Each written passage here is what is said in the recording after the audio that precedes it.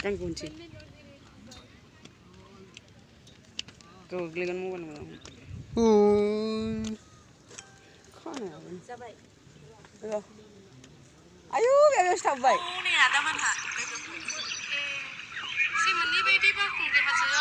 Deglai buka aku hilang nama ada mana? Kakek dia apa mati? Gedam besar ni duk sudah aku tu. Serap bawa sebenarnya.